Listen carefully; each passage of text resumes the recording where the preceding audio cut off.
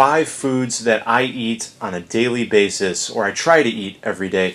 That's what we're going to talk about in this video, and I'm going to share the reasons why these foods are so healthy.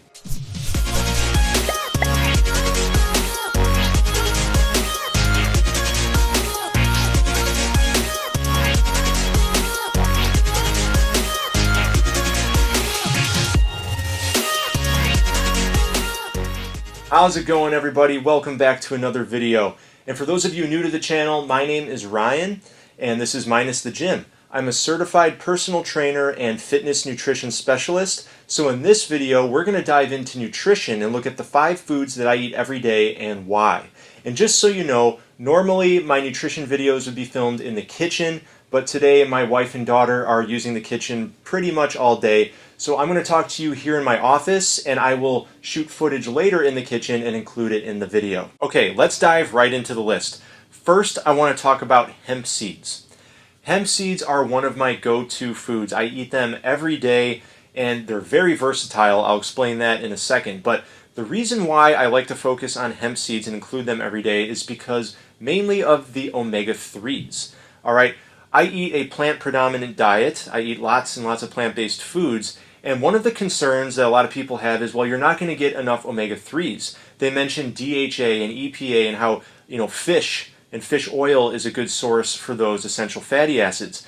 But what a lot of people don't know is that ALA, or alpha-linoleic acid, actually comes from a lot of plant sources. And that includes hemp seeds, flax seeds, chia seeds, walnuts, and all kinds of sea vegetables, plus other things I'm forgetting. So hemp seeds are really high on my list to get that ALA every day, and that's a precursor to DHA and EPA so that I get enough omega-3s. When talking about diet and essential fatty acids, you've probably heard a lot of nutrition experts talk about the omega-3 and omega-6 balance and how most people get way too much omega-6, all right? So it's important to make sure you get those omega-3s as well, and hemp seeds really help deliver that. But in addition to all the benefits around fatty acids, hemp seeds are also a great source of protein. Okay, and protein's another thing I get a lot of questions about, but hemp seeds deliver quite a punch. In just 3 tablespoons of hemp seeds, you get 10 grams of protein. But I often make sauces that use upwards of 1/4 cup or even 1/2 cup of hemp seeds.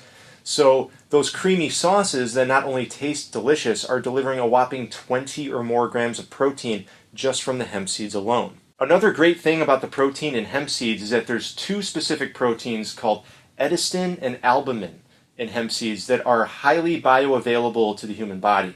And that's because they greatly resemble other proteins that we already have in our bodies. So it's very easy for us to break down those proteins into amino acids and assimilate them and metabolize them.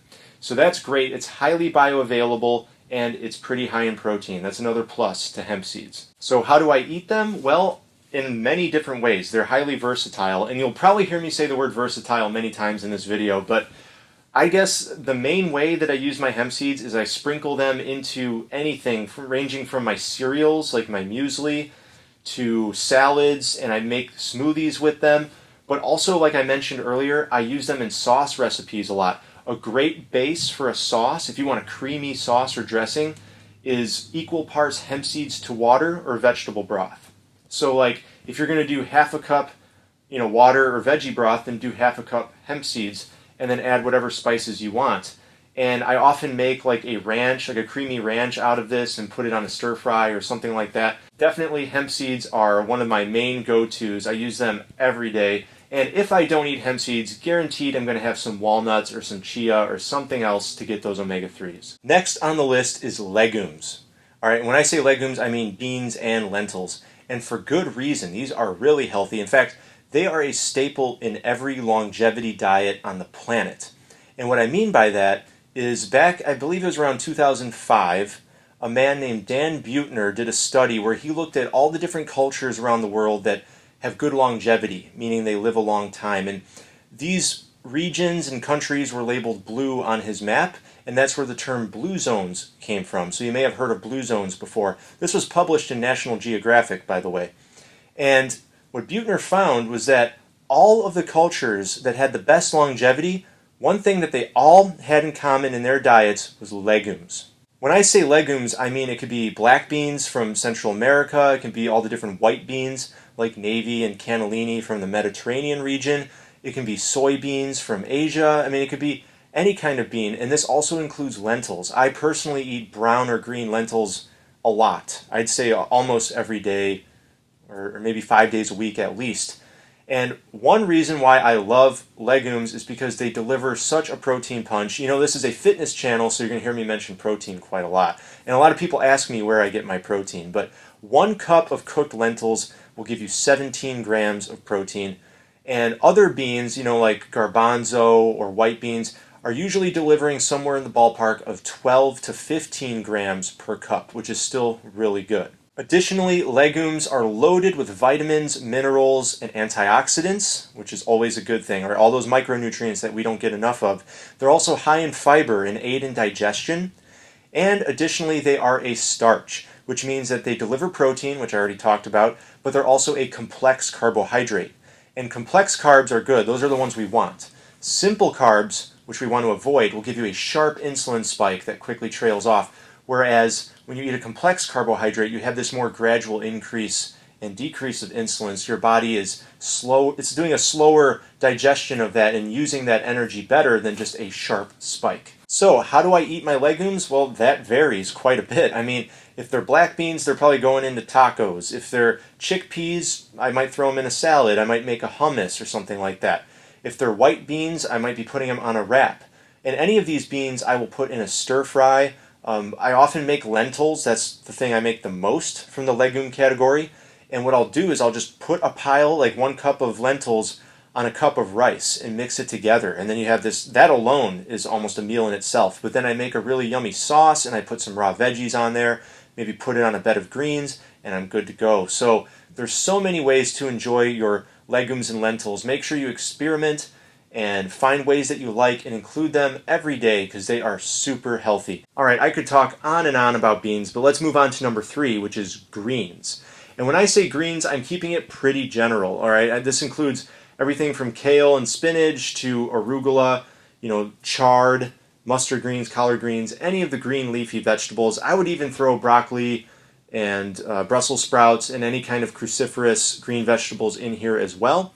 And why is that? Well, green vegetables have so many health benefits. They should be a part of our diet every day, and I try to include them every day in many different ways because they're loaded with vitamins, minerals, antioxidants, phytonutrients. I mean, all the good stuff, all the micronutrients that we need but don't get enough of at a very low calorie cost. All right, they're very low calorie vegetables.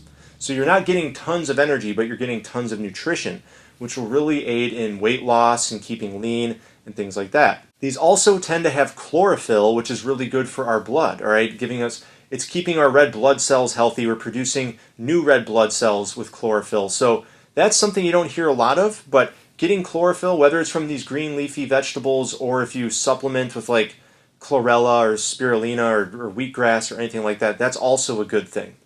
Now, how do I get my greens? What's my method? Well, if you've been following me here on Minus the Gym, you probably know that I love making smoothies, and green smoothies are a staple in my diet, but that's not the only way that I do it.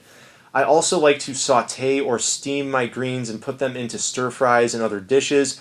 I'll often just, in a grain bowl, I'll just have greens at the bottom of the grain bowl, and I just eat them raw with everything else that's in the bowl. You can also use them in a wrap, right? So instead of using like a flour tortilla or even a whole wheat tortilla, instead, whatever filling you make for your wraps, put it on a leaf of chard or, collard greens, and then wrap the leaf. So basically the leaf is replacing the tortilla. But there are so many other ways to get your greens. Oh, juice. I have a juicer right here in my office. So I drink green juice too. So that's another way. And I just want to address the topic of oxalates really quick. That's something that a lot of people are talking about online in the field of nutrition, that oxalates are bad and we should be avoiding greens.